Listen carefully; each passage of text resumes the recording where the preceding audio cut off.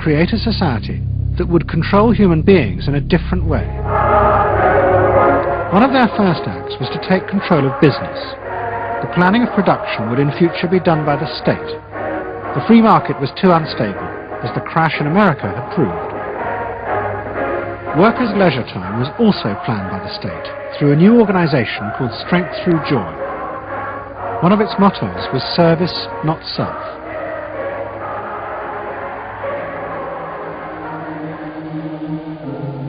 But the Nazis did not see this as a return to an old form of autocratic control. It was a new alternative to democracy, in which the feelings and the desires of the masses would still be central, but they would be channeled in such a way as to bind the nation together. The chief exponent of this was Joseph Goebbels, the Minister of Propaganda. Es mag gut sein, Macht zu besitzen, die auf Gewehren ruht. Besser aber und beglückender ist es, das Herz eines Volkes zu gewinnen und es auch zu behalten. Goebbels organised huge rallies, whose function, he said, was to forge the mind of the nation into a unity of thinking, feeling and desire. One of his inspirations, he told an American journalist, was the writings of Freud's nephew, Edward Bernays. In his work on Crown Psychology, Freud had described how the frightening irrationality inside human beings could emerge in such groups. The deep, what he called libidinal forces of desire, are given up to the leader, while the aggressive instincts are unleashed on those outside the group. Freud wrote this as a warning, but the Nazis were deliberately encouraging these forces because they believed they could master and control them. Well, Freud was saying that masses are bound by libidinal forces. They love each other and delegate their ideas and their feelings to the chap on top. What are libidinal forces? What are libidinal forces? Well, forces of love. Not hate. No, hate is delegated to the others outside.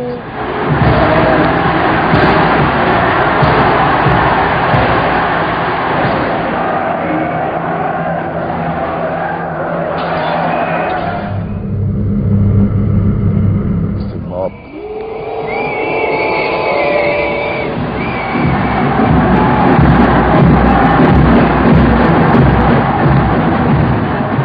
I could see from afar, looking up Wilhelmstraße towards Unter den Linden, how those 100,000 of people, when they passed Hitler, they just became completely delirious.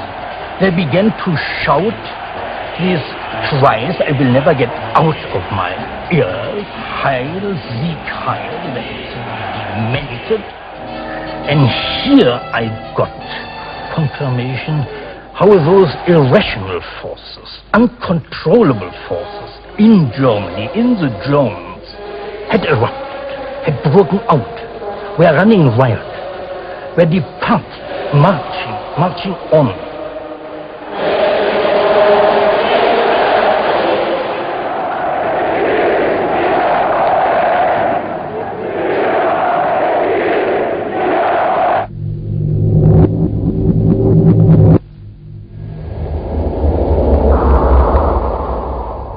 And in America too, democracy was under threat from the force of the angry mob. The effect of the stock market crash had been disastrous. There was growing violence as an angry population took out their frustration on the corporations who were seen to have caused this disaster. Then, in 1932, a new president was elected who was also going to use the power of the state to control the free market. But his aim was not to destroy democracy, but to strengthen it. And to do this, he was going to develop a new way of dealing with the masses. I am prepared, under my constitutional duty, to recommend the measures that a stricken nation in the midst of a stricken world may require. But in the event that the national emergency is still critical, I shall not evade the clear course of duty that will then confront me. I shall ask the Congress for the one remaining instrument to meet the crisis: broad executive power.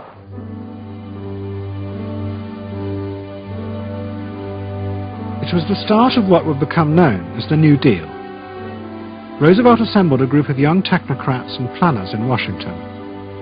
He told them that their job was to plan and run giant new industrial projects for the good of the nation. Roosevelt was convinced that the stock market crash had shown that laissez-faire capitalism could no longer run modern industrial economies. It had become the job of government. Big business was horrified, but the New Deal attracted the admiration of the Nazis, especially Joseph Goebbels. Wir betrachten die wirtschaftliche Entwicklung in Amerika mit dem allergrößten positiven Interesse. Und wir sind dort der festen Überzeugung, dass Präsident Roosevelt und seine Berater auf dem richtigen Wege sind. Es handelt sich in der Tat um das größte wirtschaftliche und soziale Problem aller Zeiten. Die vielen Millionen Arbeitslosen, die ihre Plätze an den Maschinen und in den Kontoren verloren haben, wieder an ihre alten Arbeitsstellen zurückzuführen. Das kann nicht allein der privaten Initiative überlassen werden. Ausschlaggebend ist, dass die öffentliche Hand mit positiven Maßnahmen eingreift. But although Roosevelt, like the Nazis, was trying to organize society in a different way, unlike the Nazis, he believed that human beings were rational and could be trusted to take an active part in government. Roosevelt believed it was possible to explain his policies to ordinary Americans and take into account their opinions.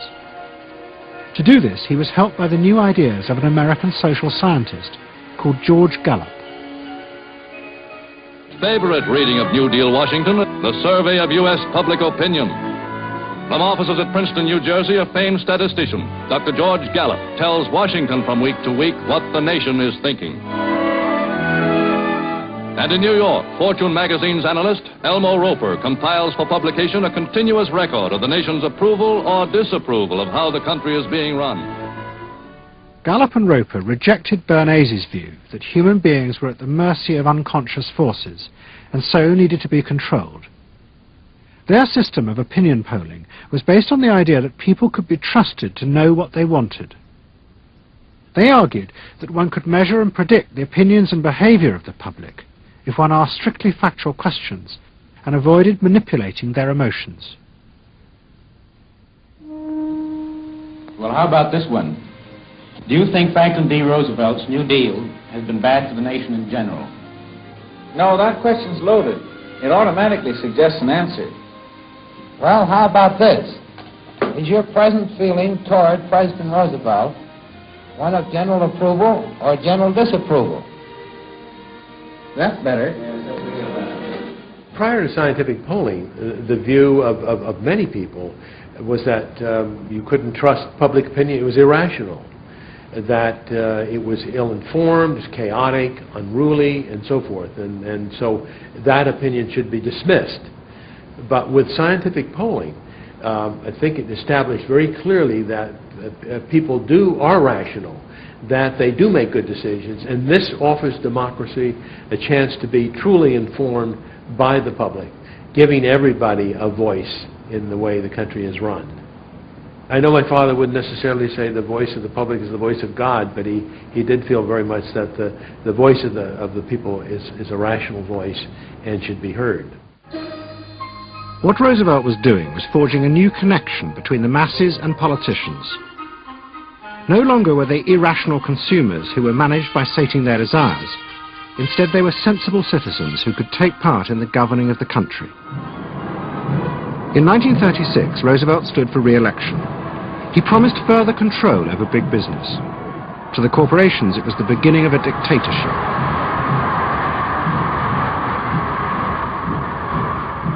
Roosevelt interferes with private enterprise, and is running the country into debt for generations to come. The way to get recovery is to let business alone. But Roosevelt was triumphantly re-elected. It looks, my friends, like a real landslide this time. So please let me thank you again and tell you that I hope to see you all very soon and bid you an affectionate good night. Faced with this, business now decided to fight back, to regain power in America. At the heart of the battle would be Edward Bernays and the profession he had invented, public relations. Following that election, business people start to get together and start to carry on discussions, primarily in private, and they start talking to each other about the need to sort of carry on ideological warfare against the New Deal and to sort of reassert the sort of connectedness between the idea of democracy on the one hand and the idea of privately owned business on the other. And so, under the umbrella of an organization which still exists, which is called the National Association of Manufacturers, and whose membership included all of the major corporations of the United States, a campaign is launched explicitly designed to create emotional attachments between the public and big business. It's Bernays' techniques being used on a grand scale. I mean, totally.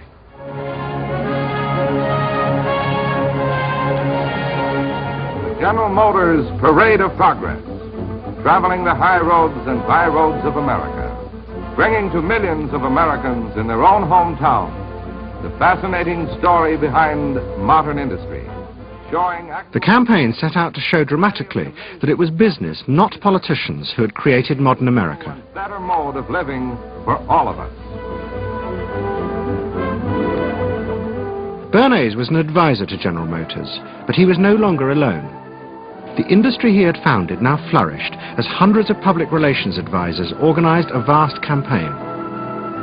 They not only used advertisements and billboards, but managed to insinuate their message into the editorial pages of the newspapers. It became a bitter fight. In response to the campaign, the government made films that warned of the unscrupulous manipulation of the press by big business. And the central villain was the new figure of the public relations man. They tried to achieve their ends by working entirely behind the scenes, corrupting and deceiving the public. The aims of such groups may be either good or bad, so far as the public interest is concerned, but their methods are a grave danger to democratic institutions. The films also showed how the responsible citizen could monitor the press themselves. They could create a chart that analyzed the reporting for signs of hidden bias. But such earnest instruction was to be no match for the powerful imagination of Edward Bernays. He was about to help create a vision of the utopia that free market capitalism would build in America if it was unleashed.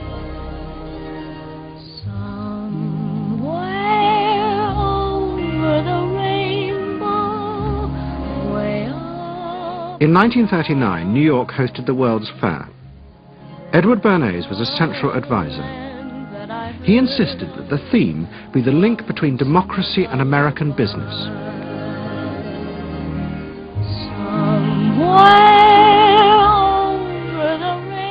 At the heart of the fair was a giant white dome that Bernays